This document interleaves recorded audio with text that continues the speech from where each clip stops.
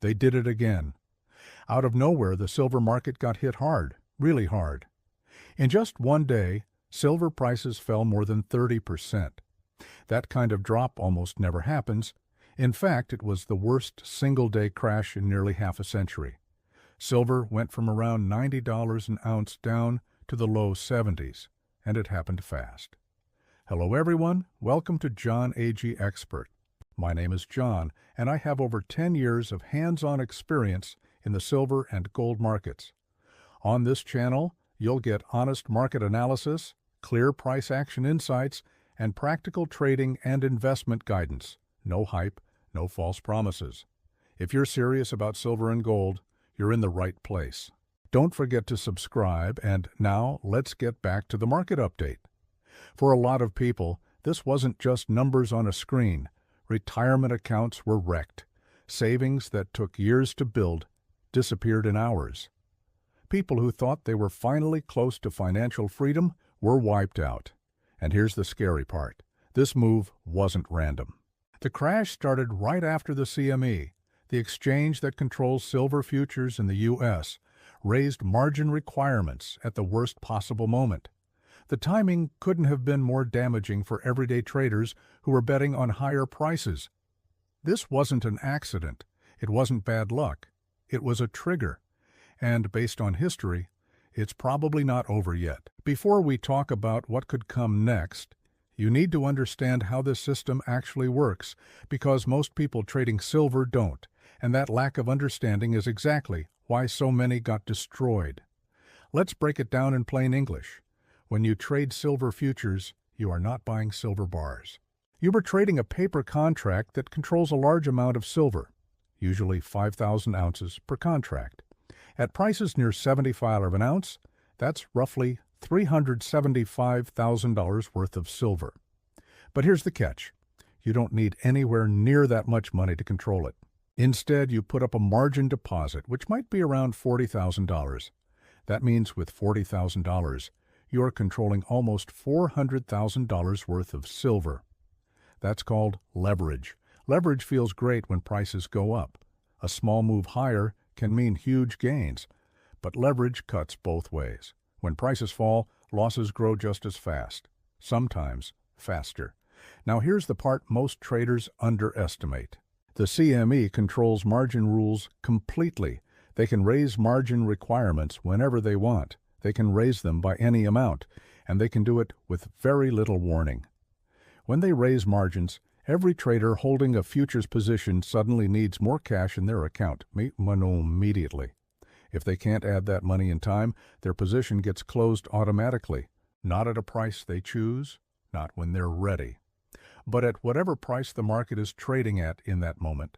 That's called forced liquidation. And that's exactly what kicked off this crash. Silver had just made a big run higher. Optimism was high. A lot of traders were heavily leveraged, betting prices would keep rising. The market was crowded on one side. Then the CME announced higher margin requirements. Suddenly, traders needed thousands, sometimes tens of thousands, of extra dollars per contract right away. Most regular traders don't keep that kind of cash sitting around, so their positions were closed for them. Those forced sales hit the market all at once, pushing prices down fast. And that's when things got ugly. As prices fell, even more traders fell below margin limits. That triggered new margin calls, even for people who thought they were safe at first. More liquidations, more selling, lower prices. The drop fed on itself for hours. This wasn't panic selling by choice. It was selling by force. By the end of the session, silver was down over 30%. One of the worst days in modern market history. And that entire chain reaction started with one CME. Here's the mistake most people make after a crash like this. They assume the worst is already done. They think the damage is finished. They believe the market got it out of its system. History says otherwise. When the CME steps in with margin hikes, they almost never stop at just one. One increase is usually just the opening move. I've studied these events going back years, and the pattern is clear. When a market gets too hot, especially when too many traders are betting the same way, The CME raises margins. Prices drop. Things look like they might stabilize. Then, just when traders start to relax, another margin hike hits. That second hike causes a fresh wave of forced selling, then often a third, sometimes even more. This has happened before, and it's important to understand those examples. Back in 2011, silver surged to nearly $50 an ounce. Excitement was everywhere. Traders were convinced silver was about to break out and run much higher. Instead, the CME raised margin requirements again and again, 5 times in a short period. Each increase forced more traders out. Each one pushed prices lower. Within weeks, silver collapsed from near $50 down into the low 30s. The bull market was completely crushed, not because demand vanished, but because leverage was squeezed out of the system. We saw something similar in gold in 2020. As prices climbed, margins were raised multiple times. Each increase slowed the rally and knocked prices back just as momentum was building. The playbook doesn't change. Margins rise, leverage disappears, prices fall. And here's the key point. We've only seen the first move this time. Silver had just hit extreme levels. Long positions were crowded. Open interest was very high. That is exactly the kind of setup where margin hikes usually come in waves. This is why assuming the bottom is already in can be dangerous. Now let's talk about who benefits from all of this. In the silver futures market, a small group of very large players holds massive short positions. These are mostly big banks, names everyone recognizes. When silver prices fall, those short positions make money. When margin hikes force long traders to sell, prices fall faster. That helps shorts even more. I'm not saying there's a secret meeting or some backroom deal. I'm saying the effect is the same whether it's intentional or not. Margin hikes in a heavily long market hurt regular traders and help large, short positions. And when you look at the timing of these moves, right after big price runs, right when optimism is highest, it's hard to call it random. So what does this mean for you? It means the risk is still high. If silver tries to bounce and move back toward the highs, history suggests the CME could step in again. Another margin hike would likely cause another round of selling. That could push silver even lower, maybe into the 60s, maybe lower than that. Nothing is off the table once leverage starts getting squeezed. This doesn't mean silver is dead. It doesn't mean the long-term story is gone. Let's get practical now. What happened this week wasn't just bad timing. It exposed the biggest mistake traders make in the futures market, using too much leverage. The people who got wiped out weren't necessarily wrong about silver long-term. Many of them were right about the bigger trend. What killed them was position size. They were maxed out. They had just enough money to meet the old margin rules, and nothing extra. When the rules changed, they had no room to move. So the first and most important step is this. If you are trading silver futures, reduce your exposure. That doesn't mean you have to quit trading. It means stop trying to control the maximum number of contracts possible. The extra upside isn't worth the risk of being forced out. If one contract requires $40,000 in margin, don't run it with $41,000 in your account. That's a disaster waiting to happen. You want a large buffer. Think in terms of survival, not excitement. If margins are $40,000, consider keeping $60,000 or even $80,000 available per contract. That way, if margins rise again or prices drop fast, you're not instantly in trouble. Even better, trade fewer contracts. Yes, your potential profit will be smaller, but you'll still be in the game. The traders who survived this crash weren't the boldest. They were the most conservative. Now let's talk about an option that completely avoids margin risk. Physical silver. Physical silver can't be margin called.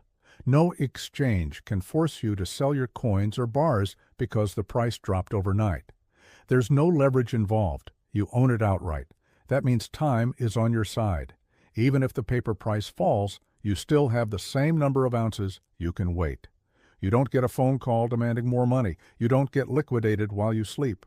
And right now, physical silver is telling a very different story than paper silver.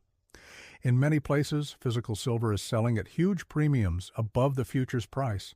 In some markets, people are paying far more than the official spot price to get real metal. That gap matters. It shows that paper prices can be pushed around, but real supply and demand still exist underneath. Physical buyers are willing to pay up because they want actual metal, not a contract. This disconnect can't last forever. At some point, paper prices and physical prices have to meet again, and historically, that happens when paper prices move up, not when physical demand disappears. Another key step is staying informed. The CME publishes margin changes publicly. They don't hide them. But most traders don't check regularly, so they find out only after it's too late. If you're trading futures, you need to watch those announcements closely. Set alerts, check daily. The moment you see another margin increase, you have a decision to make. Add funds or cut exposure before forced selling starts. Being early matters. Being late is expensive. Finally, you need to prepare mentally. If more margin hikes come, more volatility is coming with them. Big moves, sharp drops, violent rebounds. This is not a calm market environment. If silver drops again from $75 to $60 or from $70 to $50, that doesn't mean the story is over. It means leverage is still being flushed out. The worst mistake you can make is assuming the chaos is finished just because prices stopped falling for a day or two. To really understand why silver keeps going through moments like this, you have to zoom out. Silver isn't just another trade. It isn't just a commodity. For thousands of years, silver has been real money. Long before paper currencies existed, silver held value on its own. And that's exactly why it creates problems for the modern financial system. Silver can't be printed. It can't be created with a keyboard. It doesn't need permission from a central bank. When silver prices rise fast, they send a message. That message is simple. Paper money is losing value. Inflation is real. Trust in the system is cracking. That's not a message the people running the system want spreading. One of the easiest ways to control silver is through the paper market. Futures contracts, leverage, and margin rules allow price pressure without touching physical metal at all. By adjusting margin requirements, the exchange can force traders to sell, even if demand for real silver is strong. That gives them control over price discovery, at least for a while. This isn't speculation. It's history. Banks have already been fined billions of dollars for manipulating precious metals markets. Courts have confirmed spoofing, fake orders, and other price games. Margin hikes are part of that same toolbox. Paper contracts that never result in delivery, huge short positions held by a small group of players, rules that change at the most damaging moments. All of this keeps silver trading far below what a true free market might set. But here's the part that matters most. This system only works as long as paper silver is trusted, and that trust is starting to crack. Industrial demand for silver keeps growing. Solar panels, electronics, medical equipment, they all need silver. At the same time, investors are waking up and asking for real metal, not promises. That's why the gap between paper prices and physical prices keeps widening. You can push paper prices down with margin hikes. You can't print new silver bars. Eventually something breaks. It could be delivery failures, it could be shortages, it could be a loss of confidence in futures contracts. When that happens, silver won't rise slowly. It will reprice fast. All the pressure that's been held down gets released at once, like a stretched rubber band snapping back. The question isn't whether that moment comes. The real question is whether you're still standing when it does, whether you survived the margin hikes, whether you avoided getting forced out, whether you still own silver when it finally reflects real supply and demand. That's the reason for this warning, not to scare you, not to push panic, but to help you prepare. Use less leverage, hold extra margin if you trade futures, pay attention to exchange announcements, Consider owning silver in forms that can't be liquidated for you. Volatility isn't your enemy if you're prepared. Forced selling is. More margin hikes may be coming, more sharp moves may be ahead. But with the right setup, those moves don't have to destroy you. They can actually set the stage for the opportunity of a lifetime. Stay alert, stay patient, and don't let short-term pressure knock you out before the long-term story plays out. I'll keep watching this closely and sharing updates as things develop. Make sure you don't miss what comes next.